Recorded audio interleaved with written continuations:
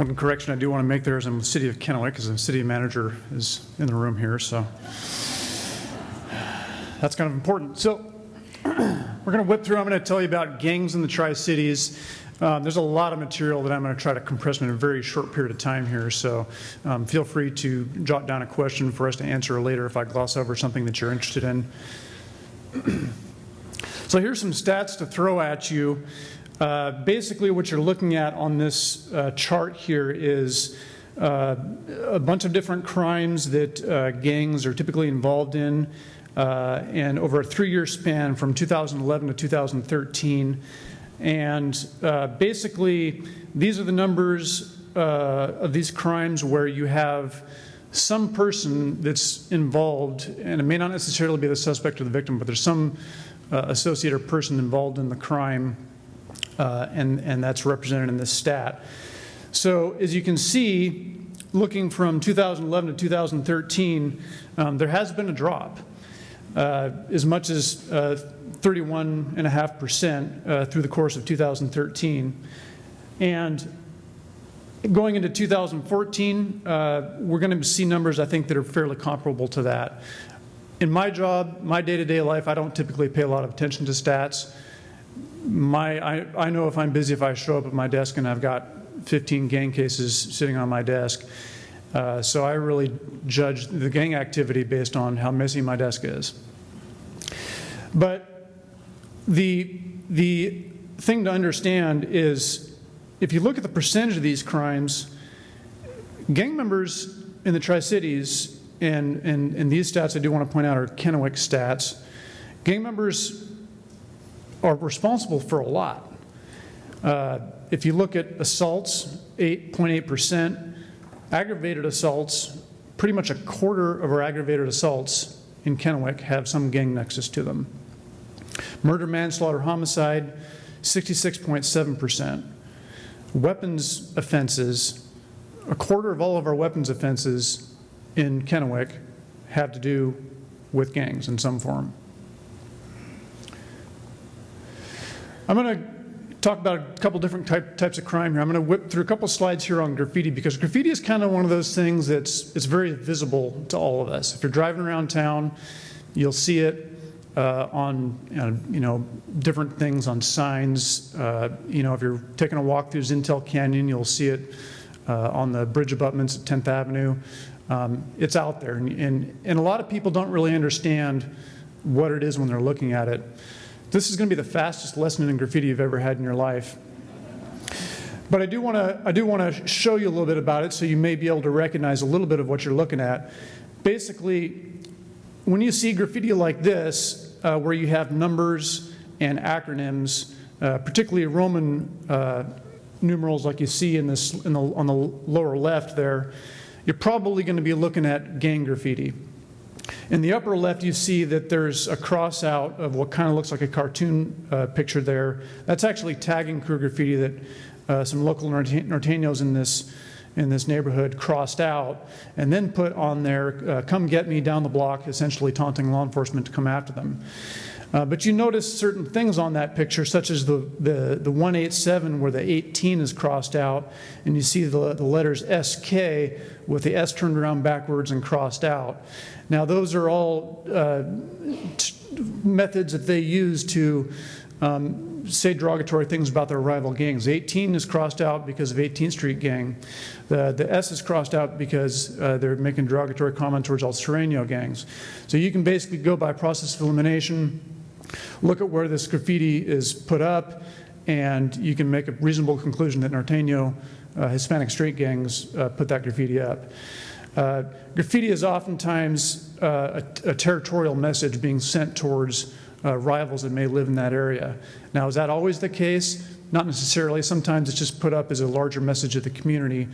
But I'd say probably the majority of the time, if graffiti is showing up, particularly crossed out graffiti, there's going to be some rival gang member that lives within a few blocks where that graffiti is located.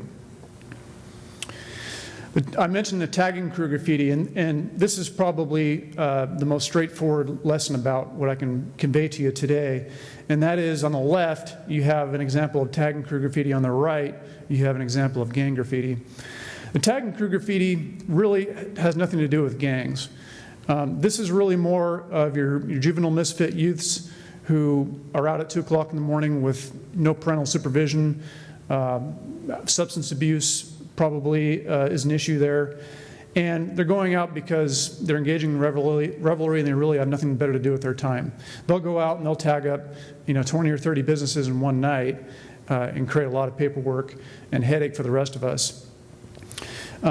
Generally speaking, when you see tag and crew graffiti, it's going to have kind of that cartoonish look to it. And you can see it's bubbly, right? A gang member's not going to put up something that's bubbly, right? It has an exclamation point in there, okay? Gang member's not going to put up something that says an exclamation point. Okay, just the fact that they're putting up is an exclamation point for them. Quotation marks, they'll even use halos, other things like that. Right up above it there, you see the letters there, OAC. That stands for one above crew. So they will name their groups of friends, oftentimes the last letter being either a C or a K for crew. Of course, K, they don't care if they misspell it. But if you see something that kind of looks generally like that, don't try to read it or understand what that says, because most of the time I can't read it either. But if it's bubbly and cartoonish, it's going to be tag and crew. Now, gang graffiti, on the other hand, on the picture to the right, first of all, it's being put up on the front, on the sign of an apartment complex. Okay, that's a territorial thing, just in the sense that where they're putting it up. They're saying this complex belongs to us. A 3-letter acronym on here, VRP, which is right there. It stands for Vario Rat Pack. X3 refers to 13, kind of a combination of Roman numerals and regular numbers. NK, Norteño Killer, N is turned around backwards right here. And basically that's a VRP gang member putting that up, claiming that apartment complex as their territory. So again, they're putting that up as a message to their rivals, a totally different purpose in mind than what taggers are putting up. There's a lot of different kinds of property crimes that go on out there. Graffiti is one of them. A lot of burglaries are committed by gang members. A lot of gang members have means of fencing, stolen material, stolen items. And there's various different types of property crimes, but really it's kind of the gang violence that sort of gets our attention, right? Within Kennewick, what you're looking at here are a bunch of different pictures of victims of gang violence. In the upper left here, you see this gentleman. This is an Norteño gang member. He was stabbed a number of times. You can see over on the left side of his abdomen, his intestines are still hanging out there. He lived. The one just to the right of that, another gang member that got stabbed. This one right here, this gentleman right here is not a gang member at all. There's a couple pictures up here. This one and this one in the lower left. These are totally normal people. They're not gang members. The one on the lower left was walking home from a grocery store in East Kennewick. He was wearing blue because his work uniform was blue, and he had a tattoo down his left forearm. That tattoo had nothing to do with gangs. However, some Norteño gang members were driving by and spotted him. They saw the blue, they saw the tattoo. They assumed he was a rival Sereno, so 4 of them piled out of a car and beat him up pretty good. This gentleman up here that I pointed out, he merely said the wrong thing, lived in a neighborhood with some gangbangers. He said the wrong thing to the mother of a gang member, and the homies rolled up in a car, piled out, beat him up, threw him up against the garage, kicked him, hit him, and then cracked a beer bottle over his head and stabbed him with what I believe is the beer bottle. The rest of the pictures you can see, these are really kind of G-rated pictures here, so I could show you a lot different ones, but I had to kind of keep it toned down here. But, you know, this scenario is going on a lot in the Tri-Cities. And I also want to point out, you notice on the previous slide about stats, in 2012 there were no homicides or murders involving gang nexus. But 2012 was a very busy year for Kennewick and for me. Lots of shootings, lots of stabbings. And I want to point out that the near misses, you know, you can kind of miss the point of stats sometimes you got a lot of near misses going on. For instance, this gentleman was sitting in this white chair here in front of his house, and he's not a gang member at all, but he did allow a Norteño gang member to live with him for a little bit. Rival gang members showed up in front of his house and opened fire at him, and it's kind of hard to see in this slide, but right in this window right here, there's about a 2-foot wide hole, and basically they shot at him with a shotgun, and he was sitting right here, so his head was right about here, and the shotgun blast went through the window right about there. Okay, darn near took his head off. A couple other examples outside Monopoly Park. A 15-year-old special needs boy was on his computer inside his house that abuts Monopoly Park. And while he's sitting there on his computer, some MSP gang members shot at some Norteños in the park. Several of the bullets came in through his house and blew up his monitor screen basically while he's sitting there at his computer. This is a mattress that was occupied by a 10-year-old boy during a drive-by shooting, and you can see there's a hole in the mattress right there, but he was spared. And this gentleman here is a Norteño gang member who is probably one of the few people out there that can say they were shot in the head with a shotgun and lived to tell about it.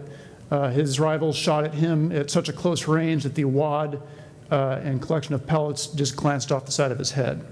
Okay, so just in those pictures right there, difference between shot placement would take us from 0 murders to 4 or 5, right? This last July on 21st Avenue in Kennewick, we had a gang shootout in the middle of the street. Unfortunately, in that scenario, the gang members used a car for cover.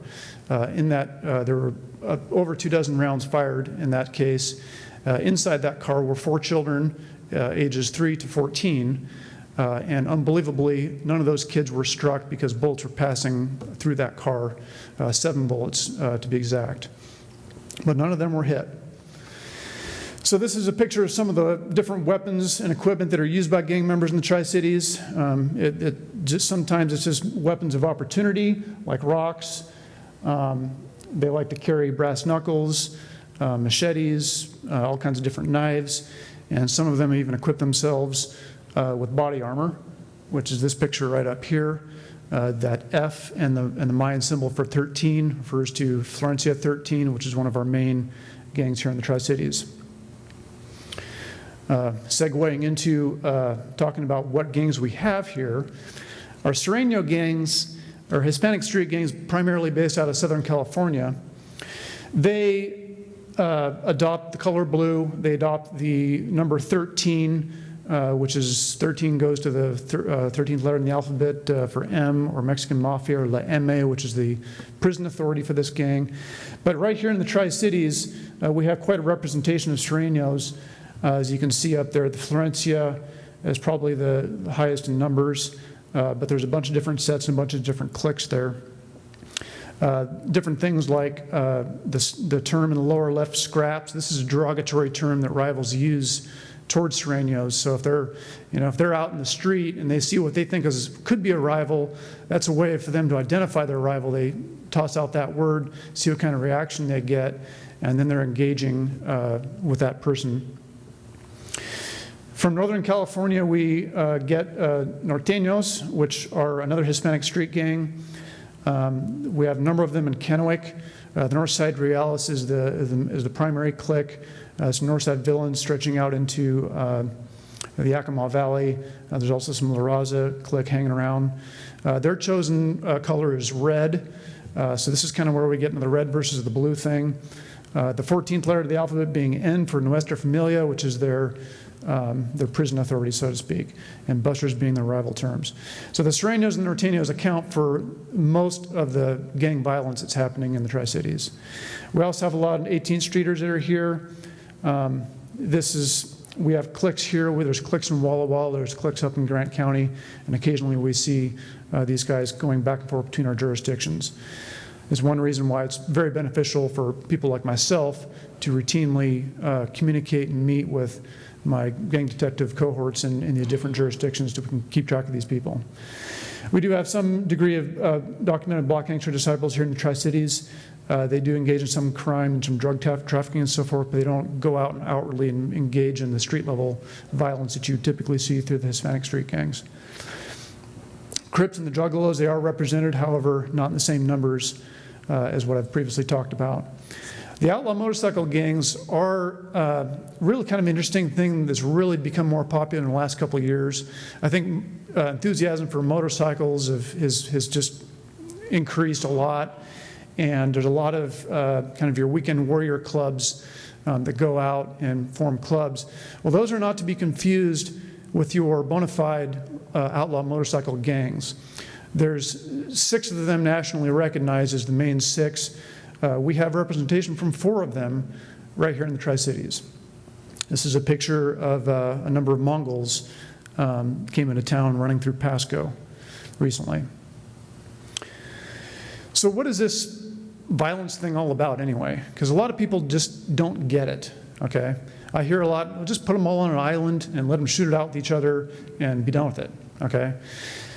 The thing about violence is these people are really trying to gain sort of the same thing that the rest of us are trying to gain in life, okay? And that's respect.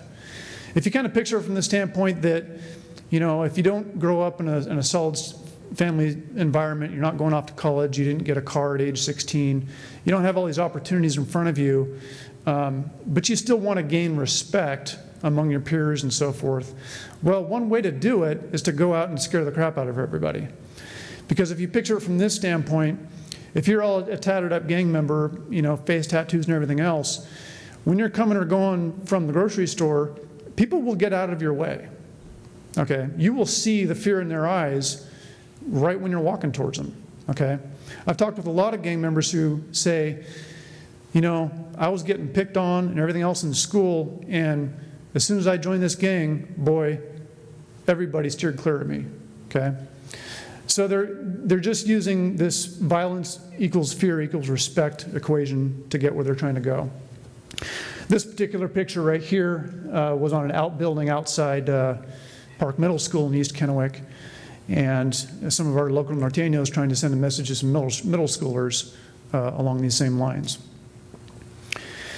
So expectations for gang members. So these expectations really cause us a lot of heartache in law enforcement, and it really makes it difficult to solve gang cases and to prosecute gang crimes. The code of silence: if you're a gang member, you're expected not to snitch.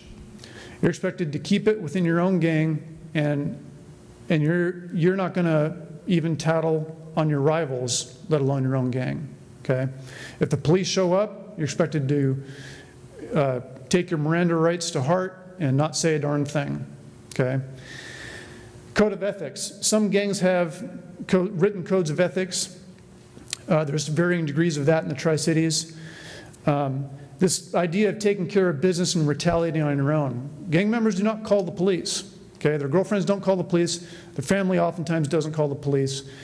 They're expected to handle their own business, and that means they'll go out and they'll shoot at the rival's gang house in retaliation for whatever happened to them. That creates a cycle of violence that law enforcement is expected to get in the middle of and put people in jail to prevent that cycle from continuing. Instant gratification is more of a way of life kind of thing.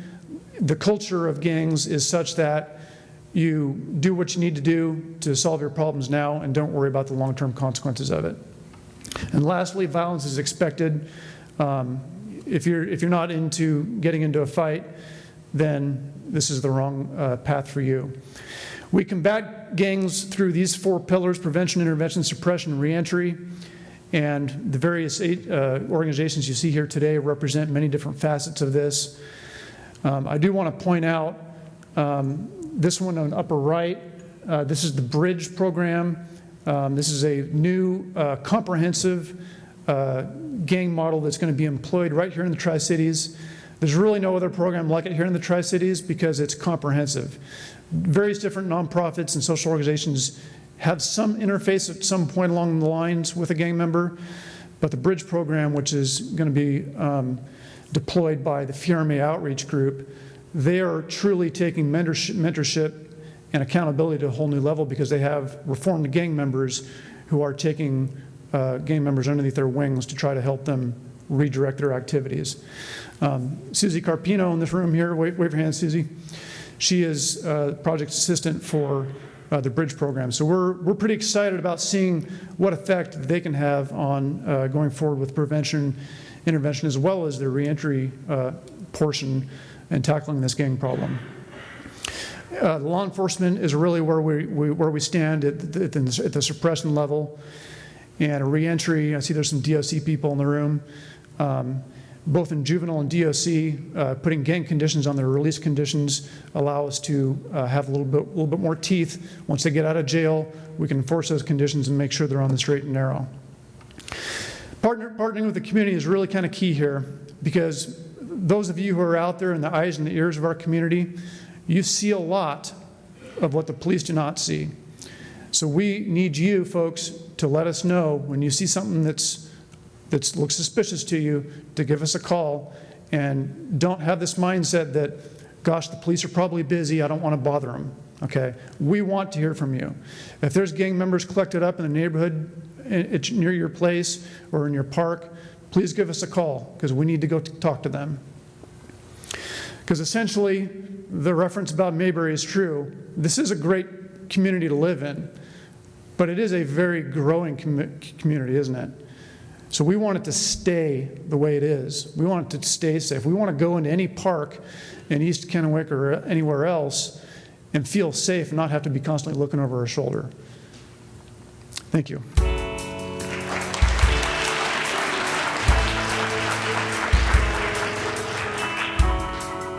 Quick shout out to United Way for putting this forum together. I think I've learned more here than, oh my word, in what I've read in the last 2 months, so thank you. I want to start by having a quick show of hands in the audience. If you or your agency have ever assisted or worked with a human trafficking survivor, could you please raise your hand? And can you all turn around and take a look at those folks that have their hands up? Because at the end of this, when you have questions, find them. Okay.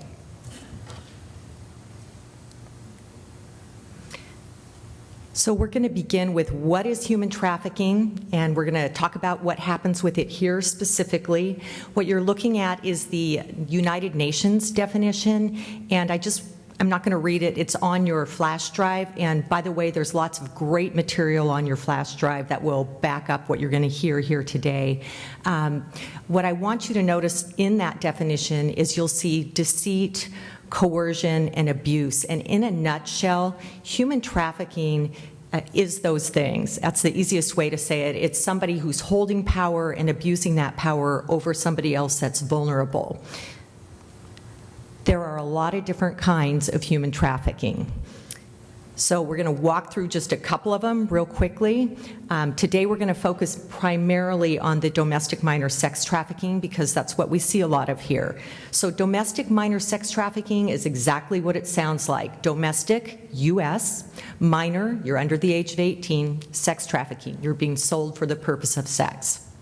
Okay. Trafficking by family and gang trafficking, you got to hear Detective Long talk a little bit about the gangs. Our gangs are into trafficking. They traffic the young women that are attached to their gangs.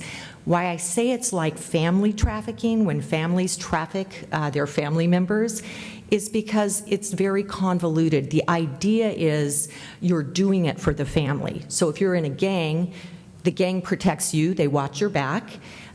You're doing this for them. The same is true of family members trafficking other family members. It's very hard to separate what's going on, and oftentimes the victims or the survivors don't really know what is happening to them, and they think they've done something wrong. Labor trafficking, self-explanatory. This is usually what we think of when we think of someone coming here from overseas, and we've had a couple of pretty big cases here in Washington State with massage parlors, things like that in our area. Some folks in White Swan that were trafficked, signed contracts to come over and do one kind of job, ended up here getting no money and their documents being held so they could not seek help out of fear of reprisal. Servitude is if I tell you I'm going to educate you, if you come live in my house and clean and cook for me, and somehow that never happens and you're essentially a slave in my home. And then pornography or sexual exploitation through media is, again, another common use of trafficking victims. So let's talk real quickly about who the trafficking victims are. Well, in the U.S., the average age of a trafficking victim the first time they are put out on the street or online is 13 years old. So that's the average. That means we've got younger and we've got older. I'm going to tell you two quick stories about survivors here in our area because there's similarities in their stories, but there's differences, and I feel like it'll give you a feel for kind of why this is a very challenging issue. One of the first survivors I met her at age 20, and I've had the privilege of working with a lot of survivors across our area and in the state. And what she told me was when she was 11, she was sexually assaulted by a family member, a male family member, for several years. At some point, he decided to start selling her to his friends, and by this time, she was in her early teens, and she was extremely confused because she loved this family member. When she was in her late teens, she figured out this wasn't normal and this wasn't right. She told her parents, and they did not believe her. So that left her feeling like she was wrong. She had done something wrong. The rest of her story is, spiraling down from there, dropping out of high school, surviving by being trafficked, and ending up in prostitution when she was too old and deemed not worthwhile by this male relative any longer. And she had a tremendous amount of difficulty and shame attached with that experience, and it took her years to go get help and to talk to someone that would help her. One of the other survivors I've met here was in high school when she was trafficked. Honor student, lived at home, was introduced to somebody really cool that told her about a great job, and part of her story is on the documentary that's on your flash drive, and you can get more details and hear more about it there. But the issue here was, as a part of wanting to fit in, she linked up with this cool group of people at school. And they told her she could earn money and buy the cool clothes and stuff she wanted by exotic dancing. She did not tell her parents about it. She was pretty sure they wouldn't be excited about that job. But she thought it was a great way to make money. She showed up at the hotel room, and when she got there, the 48-year-old gentleman that was there said, "I don't want you to dance, you're here to have sex with me." So she went through that experience, tried to get out of that, and the woman that was trafficking her, who was only a couple years older than she was, said, "Oh no, if you do that, I'm going to tell your family, and I'm going to tell your parents, all the kids at school, everybody's going to know what you're doing." So when we talk about coercion and deceit, young people in middle school and high school, they're still developing, and they don't know how to make good choices. They don't know how to sense when they're being deceived, and that is part of the problem. That population is very vulnerable to manipulation.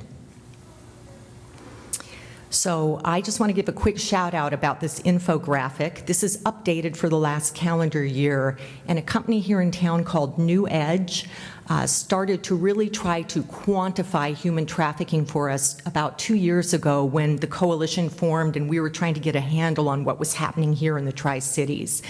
I don't have time to go through all of these risk factors up here, but again, these are our numbers, and the risk factors listed here are very real. So I'm just going to point out a couple of them real quick. If you see the 668 sexual assaults of minors in the last calendar year, that is really the #1 indicator of somebody who's vulnerable to trafficking. Both those stories I just told you, the young women had been sexually assaulted prior to being trafficked.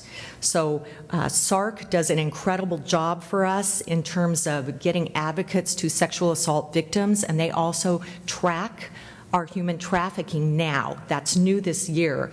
Take a look at foster kids, runaways. All of these things are indicators that someone is vulnerable to trafficking. And again, Detective Long, you can see there's 940 documented gang members. That's documented, so that means they've been in the system one way or another. Of those, 94 of those are going to be young women being trafficked for the gangs. Again, when we talk about numbers, it is hard because of the violence and the coercion and the fear. It goes hand in hand with what Detective Long talked about. It's hard to make these cases and build these cases, especially if you have a victim who's afraid to talk and who has so much shame and guilt. So I want to say real quickly that the numbers that SARC has tracked this year, we have 10 domestic minor cases. And that means they are verified. They may be a part of a legal system going on right now or a case happening. That's just 10 that we know of. So again, it's hard to quantify this issue, but we definitely know it's happening here. So I would like to share a couple of warning signs for you that may have kids, grandkids, neighbors. People often ask, how do we know if someone's being trafficked, especially if it's not something someone's going to come and talk about? There are some commonalities. Again, if you think about middle school and high school, emotional, up and down, right? It's that time of life. Some of the things you can look for are a significantly older boyfriend or girlfriend. Both males and females are trafficked. Signs of physical or emotional trauma. Travel with an older male or an older person, frequent truancy. Some youth are trafficked on a circuit. It goes Boise, TriCities, Yakima, Seattle, and loops back. So they may miss a number of days at school repeatedly every month. Chronic runaways, again, we've mentioned that. Delinquency charges, a lot of times there may be an addiction issue because traffickers control their victims with alcohol, drugs, physical violence. And then homelessness. And I'm going to stop right there at homelessness for a second. We have a lot of what is termed, and I hate this expression, throwaway youth. I think it's unbelievable that we have that terminology, and it means, you know, somebody that's been kicked out of their home because their parents are tired of dealing with them. They've been tossed out. They're not 18. They're still supposed to be in school, and they end up out on the street, and they may be couch surfing just to have a roof over their heads. We're very fortunate in the Tri-Cities. We've got My Friend's Place, which is a drop-in shelter, and they have been able to identify teens that have come in there that have been trafficked. We also have Union Gospel Mission, which deals with the older population, and again, they have women coming in that have pimps, they have children themselves, and they have a shelter there, and we've got our domestic violence shelter. But those are for people that are seeking the help, and that's the challenge, is how do we find these victims and help them become survivors?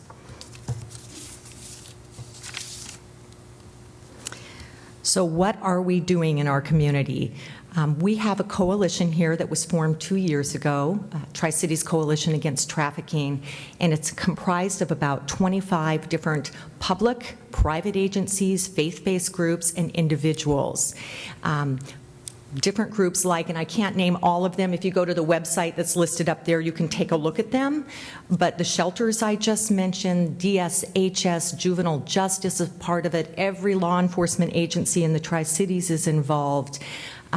Freed Ministry, Catholic Family Services, Lutheran Services, wraparound services. Many of the clinics participate in different ways. The goal of the coalition is to get the resources to these survivors and get them on the path to a healthy life. We got to hear a lot today from the other speakers about risk factors in other areas, and they hold true all the way through for these young people that we are seeing coming through.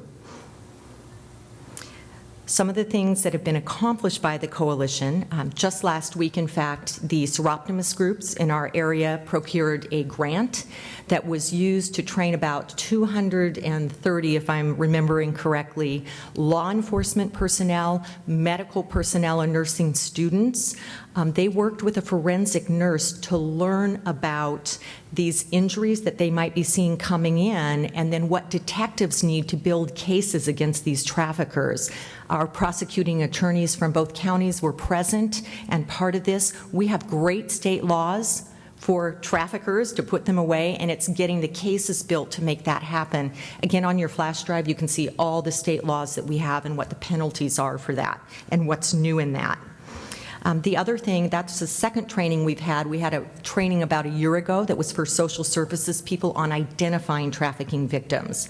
Where we'd like to go with the training is to get our school district employees that are with the students day in and day out some type of training so they can identify these students and young people as well.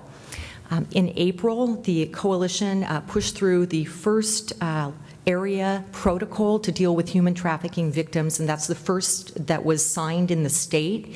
And again, all of these agencies that I've mentioned and that are on the website participated and were part of that.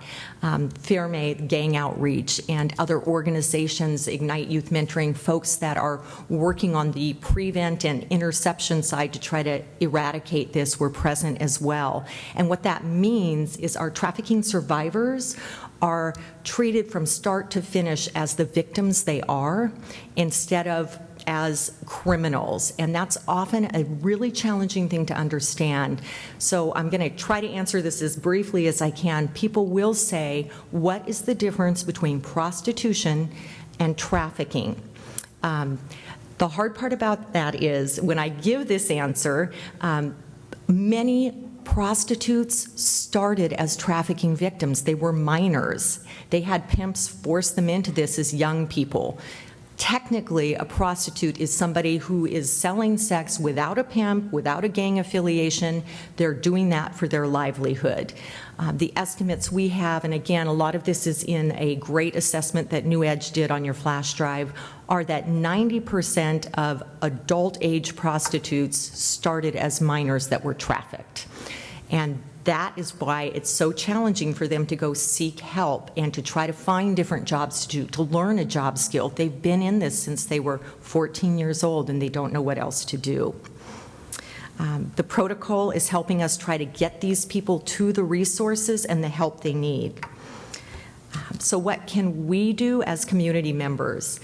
What I would tell you is, first of all, we have an incredible community here. I feel so blessed at the people that have stepped up and put in so many hours on this issue beyond their 50-hour-a-week jobs already. But what you as an individual can do is take a look at the website and look at those organizations that are working on this issue. They all need volunteers. Okay? You can become a trained advocate at SARC. You can go help out at Ignite Youth Mentoring and Fairmay, and the list goes on and on and on. Volunteer at Boys and Girls Clubs, the elementary schools, getting people that can support these young people before they get ensnared in this stuff is really, really important. The other thing you could do is open your wallet, give cash. The coalition is not a 501c3, it's just a coalition. But again, all those agencies, both not-for-profit and private agencies that are a part of that, survive on donations. So, hey, they would take your money in a heartbeat, I know that. And again, I think that if we can be aware and watching, our law enforcement people are excellent. And we have lots of folks now in both sides, Benton, Franklin County, that have been trained, and they want to get this off our streets. We want healthy, happy young people, and that's what they're working towards. So thank you very much. I just would, I guess, probably leave you with the thought that it's worth our investment of time to try to keep this from continuing on in our community. And I'm really appreciative of the folks that have stepped up and really worked at this. Thank you.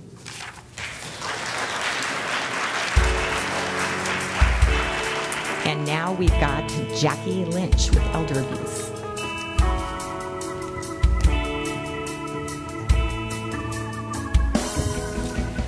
Well, hello. I do want to say thank you to United Way for sponsoring this program and bringing such very concerning issues to the forefront. I do want to talk about adult protective services. Adult protective services. You know, it was in 1984 that the first elder abuse law was enacted in the state of Washington.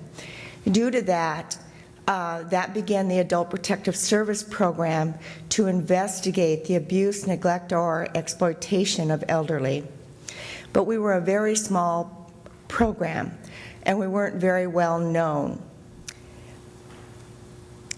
In 1997, 13 years later, some of you may remember a very highly publicized horrendous abuse that occurred on, the client's name was Linda David, and she was actually found by rescuers in a 30-foot rotting sailboat. She was way back in the bow of the boat. She was sharing that space with 7 other German shepherds. When rescuers saw this elderly person, she wasn't elderly, she was 47 at the time, but Linda had broken fingers, broken bones, her legs were deformed, her arms were deformed, and it was all due from untreated fractures. Not only that, she had a very lumpy nose. It was off-center due to a lot of being broken numerous times. Her ears were what they say was cauliflower ears. That's the only way they could describe them, from being beat on the side of the head. Linda was taken to the hospital. After thorough examinations, a lot of tests run, physicians say she lost 30 to 40% of her brain mass due to untreated abuse over all these years by her husband, who is currently serving prison time. The governor at that time in 1997, along with state legislators, decided something needed to be done, and there was the growth of the Adult Protective Service and a lot of education with mandated reporters. But what happened was there was a huge influx of investigators who were trying to sign to Adult Protective Service programs throughout the state of Washington. I do want to talk about the difference between mandated reporters and permissive reporters. Mandated reporters are anyone who, at the table, we have the law enforcement, we have physicians. It's anybody who works around vulnerable adults, and that would be mandated reporters. They're required by state law to report to both police and to Adult Protective Services if they find that a vulnerable elderly has been abused, neglected, or financially exploited. A lot of us in this audience today are what we call permissive reporters, and that is, you're not mandated by law to do it, but you might do it out of concern. And today, on the far table in the back, I did leave quite a bit of handouts on spotting abuse of our elderly. So please take that home. It's pretty important. There's so many things that give warning signs that we can look out for, and then we can make the proper report. With adult elderly abuse, they say that only 1 out of 8 occurrences are reported. That means there's so many that go unreported. When it comes to financial exploitation, they say 1 out of 25 are reported. And in Washington State, financial exploitation is the top #1 report that comes in for Adult Protective Services. It keeps us and the police department very busy on financial exploitation cases. We got to ask ourselves why so many go unreported. I think when we look at the elder population, with my 14 years experience in investigating and talking to our elderly, I find so many of them, it's easy to be ashamed of what happened to them. They have a lot of pride. They don't want to come forward and speak about it. Elderly sometimes don't want to get someone in trouble, especially if it's a family member. I think we can all understand that. So they let it go. When, most of us in this room, hopefully will live and die a very healthy and be very oriented and alert until the day we pass away. But so many of us might develop some cognition issues. And when that happens, you can become very vulnerable, easily taken advantage of.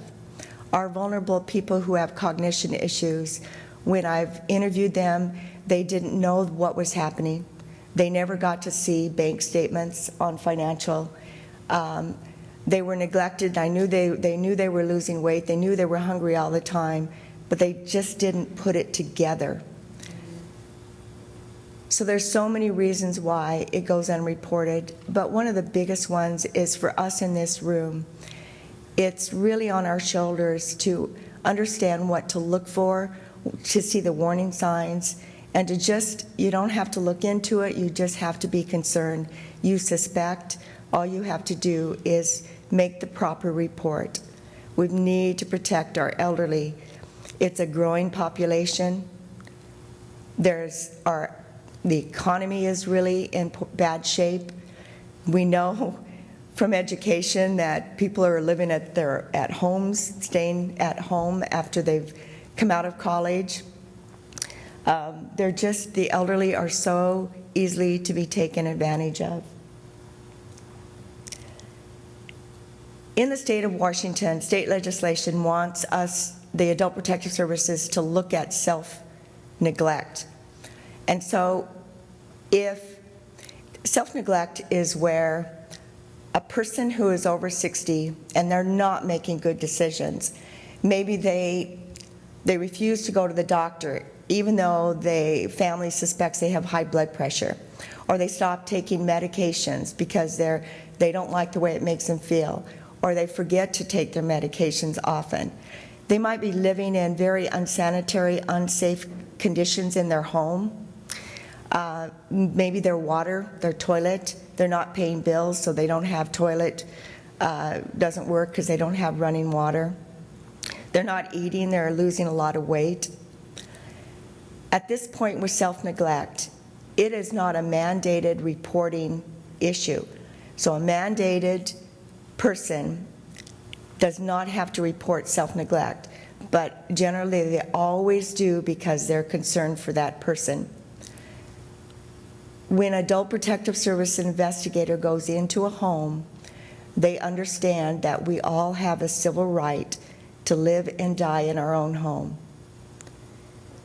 But state legislation says we have a higher responsibility if that elderly person that is living in an unsafe condition and making really bad decisions, and they're at risk, that we have and they have cognitive deficits, then we have a higher responsibility to see if we can't help them. I have gone to homes. One individual had gangrene on his leg. It was all the way up to the knee. The doctors wanted to amputate or else he would lose his life. He was alert and oriented. He knew there was nothing, he had no cognition issues, and he was in his late 80s. And he told me to leave his property, and I left out of respect because he did have the right to make his own decisions. It's just at the point when their cognition issues that really they don't understand. Neglect. Neglect is by a person with the duty of care that is taking care of a vulnerable adult, and they're not providing for their care. They're not giving them meds. They're not taking them to the doctor, or they're canceling appointments. They're not allowing to some kind of medical procedure to be done. They're not feeding them really well. There's so many ways to neglect a vulnerable adult. Abandonment. Abandonment is when you leave a vulnerable adult without any way to get help, medical treatment, food, even shelter at times. It was in the newspaper quite a few years ago. It was my case where there was a particular individual who was paralyzed from the neck down due to MS, and she needed 24/7 care. And a caregiver who was state paid actually left that individual, even though the caregiver had just started her job that morning.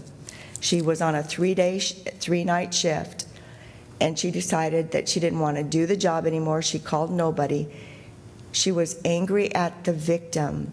She opened up all the windows. It was in September, and but 4 hours later, she went without medications and she went without breakfast. 4 hours later, her dad was in Dayton hunting. He came down from the mountains and he thought he would stop by. and he found her, and she had flies all over her. She ended up, the perpetrator, the caregiver, ended up being found guilty of criminal mistreatment, and she was put into, she did serve some time. Financial exploitation, if you can imagine, it's huge. It is forged checks. It is large withdrawals out of a vulnerable adult's account. My goodness, it is taking their personal possessions. There's so many things that can happen with a vulnerable adult. Vulnerable adults oftentimes give power of attorney or just let someone take over. It is handling their finances, and they don't have anything to do with it, so they don't know what's going on. Oftentimes they're coerced into putting their person's name on their account to help them out. Financial exploitation, the scams. I know that in our community and across the world, we're hearing about all kinds of scams. Last night on Dateline, there was a great hour segment on internet scams. Did anyone see that here in the audience? It was excellent. And absolutely, you can reach a better, far-reaching group of people through the internet. But there's lottery scams. There's sweepstakes scams. I've read some of those letters that really make you think you did win some money, and all you have to do is send in this amount to get this amount, this huge amount. When I talk to people who are being scammed, they don't want to believe it. They really are, their whole focus is on getting that money. And so it doesn't matter that they've gone through $15,000 already, because they keep being promised that money. It's a very difficult thing. I know that law enforcement have a very difficult time to convince a vulnerable adult they're being scammed. There's a sweetheart scam, and that happens so easy. Vulnerable adults oftentimes are isolated, they're lonely. So it can be an elderly woman and a young man befriends her and starts doing things for this elderly person. And all of a sudden, there's a relationship that develops, and she relies on this person. And she agrees to put his name on her bank account. Or she gives him the debit card and gives him the password. And so he starts using it. And it's the reverse, too. We see a lot of women who scam the elderly, and it's a very serious crime. The elderly don't want to report that because they're dependent and rely on that person. There's physical abuse. Physical abuse is obvious physical injuries to a vulnerable adult, and this happens, and it's very, very sad. There's exploitation of a person, and I think exploitation of a person, elderly are so easily to be taken advantage of, but that's when a grandson moves into grandpa's house and refuses to leave, and he's feeding off that. He's eating the food, he's borrowing money, he's doing all kinds of stuff. That's exploitation. There's mental abuse. We see mental abuse, which is really degrading, and there's sexual abuse. Anybody can be abused in our society. And look at who the abusers are generally. It's generally family who know that person. It's friends, power of attorneys, acquaintances, caregivers, strangers, and the scammers. Benton County statistics for 2013, Adult Protective Services received a total of 871 reports. Financial exploitation was the biggest one. We can all help to protect our vulnerable people. And so please take the sheet that I handed out on spotting abuse. Also, you're going to have that number to call Adult Protective Services. It's a very important number. It doesn't matter As long as you suspect and you just see warning signs, please call Adult Protective Services. Thank you.